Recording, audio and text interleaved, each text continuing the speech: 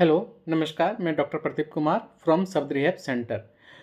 Parents का question है कि हम घर पर स्पीच थेरेपी कैसे करें? घर पर स्पीच थेरेपी के ऊपर बहुत सारे क्वेश्चन पुट अप होते हैं कि घर पे स्पीच थेरेपी कैसे करें? देखिए, घर पे करना होता तो ये 5 साल का कोर्स नहीं होता, पहली बात तो ये। लेकिन अगर आप फिर भी घर पे करने की कोशिश कर रहे हो, तो आपको अपने स्पीच थेरेपिस्ट से पूछना पड़ेगा कि उसका लेवल क्या है? बच्चे का जो लेवल है, माइलस्टोन है, माइलस्टोन के अकॉर्डिंगली बच्चे का लेवल क्या है? उस लेवल के अकॉर्डिंगली बच्चे में क्या नहीं है, क्या है? जो नहीं है, उसके ऊपर कौन-कौन सी 10 एक्टिविटी है, उसके ऊपर काम करने की ज़रूरत पड़ेगी हमें। और क्या एक्टिविटी हो सकती है अगर ये चीज़ बच्चे में नहीं आए या इस पैटर्न से बच्चों को हमने कराया कोई काम, तो अगर वो नहीं आ रहा तो इसके ऊपर 10 एक्टिविटी आपको पूछना पड़ेगा।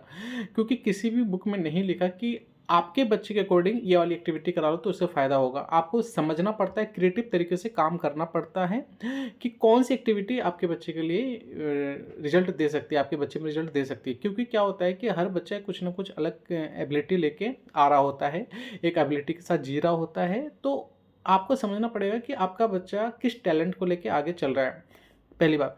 दूसरी बात ये है कि आपका बच्चे को मान लीजिए कि कोई कंडीशन हो रही है और आपको समझ में आ रहा है कि ये स्टेप ये होना चाहिए, तो हमें ना कुछ बातों का ध्यान रखना पड़ता है जब भी हम स्पीच के ऊपर काम कर रहे होते हैं घर में।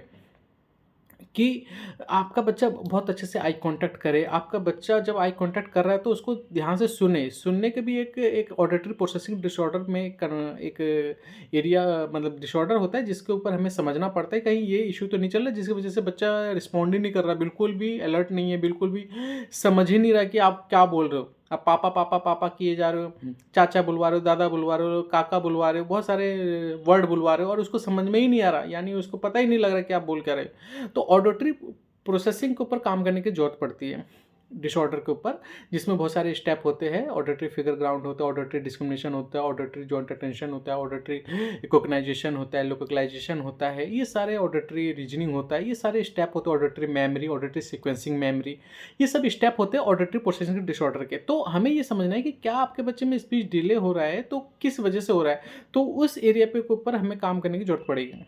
तो हमें ये समझना है कि बच्चे में आई कांटेक्ट होना बहुत ज़रूरी है जब अभी आप स्पीच कर रहे हो, क्योंकि आपको देखेगा ही नहीं, देख इधर रहा है, बोल इधर रहे हो, तो इस तरीके से स्पीच नहीं है। सपोज दैट उसने रिस्पॉन्स कर भी दिया कि हाँ इधर देख के भी रिस्पॉन्ड कर दिया, अगर इधर देख के भी रिस्पॉन्ड कर दिया तो उसका कोई आउटकम नहीं होगा। क्यों नहीं होगा? क्योंकि ऐसी चीज़ें सोसाइटी में एक्सेप्टेबल नहीं है। आप तो खुश हो जाओगे कि हाँ मेरे बच्चे ने कुछ किया, लेकिन आप सोचोगे एक लेवल होता है कि बच्चा आपको देखे, ऑडिटरी और आई का कोऑर्डिनेशन बनाए। ऑडिटरी और आई का कोऑर्डिनेशन साथ में है ना, तो ही आप बच्चे के साथ कोऑपरेट करो, तो ही आप बच्चे के साथ लगो कि हाँ आप वो नेक्स्ट स्टेप उठाओ। फिर नेक्स्ट स्टेप स्टार्ट होता है इमिटेशन का। इमिटेशन का वर्ड इमिटेशन भी हो सकता है, ऑब्जेक्ट इमिटेशन भी हो सकता है, ओरल मोटर इमिटेशन भी हो सकता है, फिजिकल इमिटेशन भी हो सकता है। तो बहुत सारे इमिटेशन हमें इसके ऊपर काम करने की जरूरत पड़ेगी। क्यों? क्योंकि बच्चों को पता लग गया कि आर्टिकुलेट कैसे करना है, मेरे को अपने लिप्स का, जॉ का, टंग का कैसे यूज करना है। वो वर्ड भी बोल पा रहा है, लेकिन वो समझ ही नहीं रहा कि आप क्या बोल रहे हो।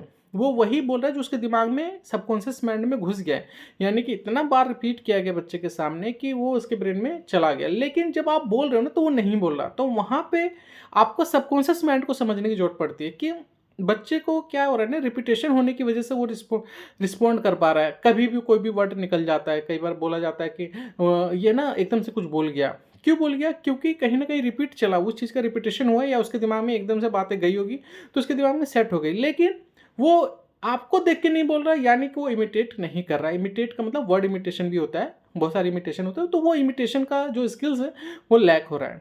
ठीक है, ये समझने के बाद इमिटेशन स्किल्स ऑब्जर्व के बाद हमें समझना पड़ता है ऑब्जर्वेशन स्किल्स और सीक्वेंसिंग स्किल्स। सीक्वेंसिंग में क्या हो जाता है, स्टेप होता है, वो स्टेप को समझने, जैसे मैंने बोला कि पापा आओ, पापा के बाद आओ बोल रहा हूँ, अब मैंने बोला पापा, अब बच्चा बोल ही नहीं रहा, आ समझे नहीं कि पापा के बाद आ रहा है। ठीक है ना, तो उसके ऊपर काम करने के, क्योंकि बोलो, ये बोलो, इसको जोड़ने की कोशिश करो और जोड़कर बोलो कि हाँ इसके बाद क्या आएगा।